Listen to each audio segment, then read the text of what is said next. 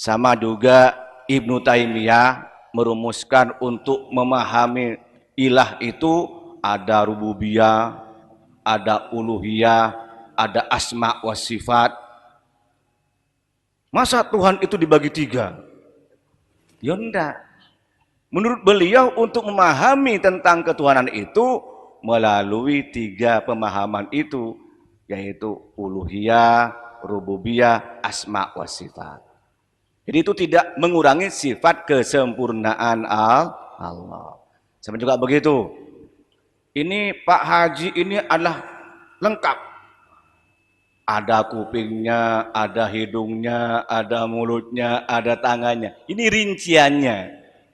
Tapi semua sifat kesempurnaan itu milik Pak Haji. Itu seperti itu. Ini tidak mengurangi. Yang kedua itu hadis.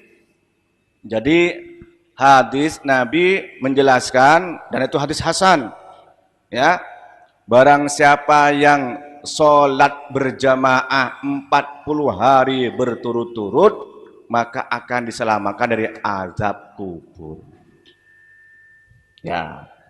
Dan juga ada riwayat yang lain yang sholat 40 waktu di Masjid Nabawi juga akan diselamatkan oleh Allah Subhanahu wa ta'ala. Dulu sudah saya baca itu, ya. Itu merupakan hadis Nabi. Oke, monggo berikutnya silakan. Assalamualaikum warahmatullahi wabarakatuh. Waalaikumsalam. Mohon penjelasan Ustadz tentang masjid, fungsi masjid di zaman Rasulullah dan di zaman sekarang itu masjid digunakan untuk resepsi pernikahan. Itu gimana hukumnya Ustadz? Yang kedua, saya pernah membaca di SPBU himbauan MUI membeli BBM bersubsidi bagi orang yang kaya hukumnya haram. Gimana ijma dan kiasnya menurut ulama? Terus yang ketiga, menurut MUI juga masalah rokok, anak yang di bawah umur 17 tahun hukumnya haram membeli rokok. Bagaimana kalau umurnya di atas 18 tahun? Padahal rokok itu mengandung, kemarin saya membaca di filternya itu mengandung plasma darah babi. Gimana Ustadz? Wassalamualaikum warahmatullahi wabarakatuh. Waalaikumsalam. Bagus. Yang pertama, masjid ini tempat semua persoalan umat.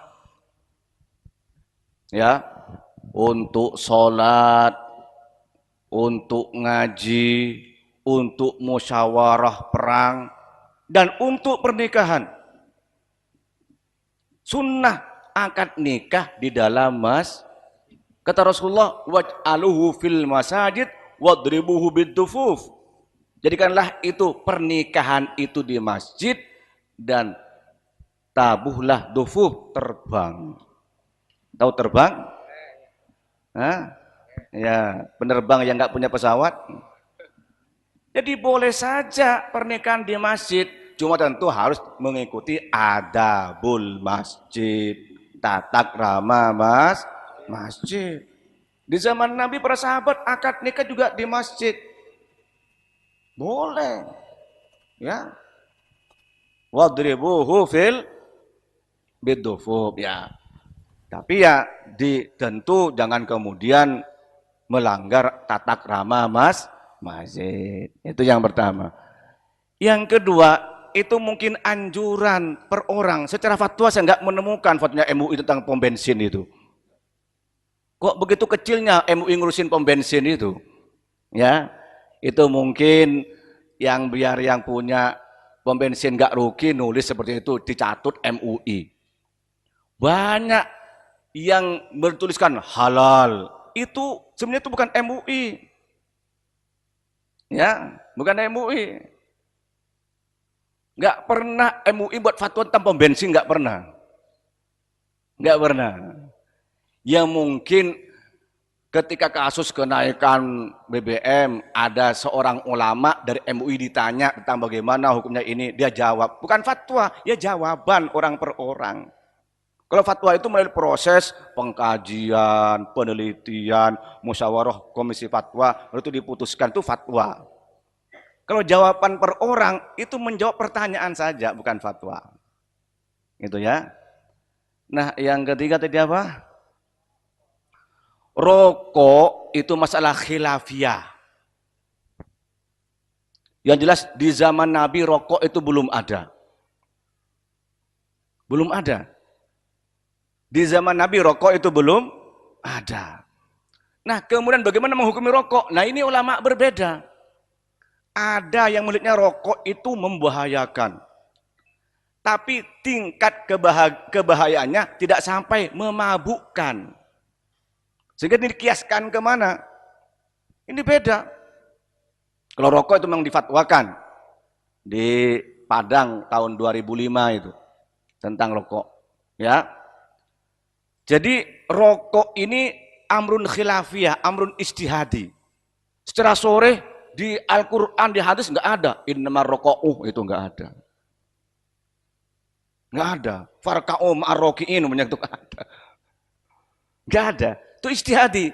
Nah, ulama melihat rokok ini apa ilatnya? Rokok ini membahayakan, mengakibatkan penyakit. Bahkan satu gambarnya di rokok ya kan gambarnya tengkorak ya. Membahayakan. Tapi apakah sampai tingkatan memabukkan? Nah, ulama melihat tidak seperti khomer. Kalau khomer apa? Memabukkan. Nah, rokok tidak sampai memabukkan, tapi mengandung bahaya kepada siapa? Terutama kepada wanita hamil dan anak-anak kecil. Sehingga MUI itu fatwanya rokok sesuatu yang berbeda pendapat ulama.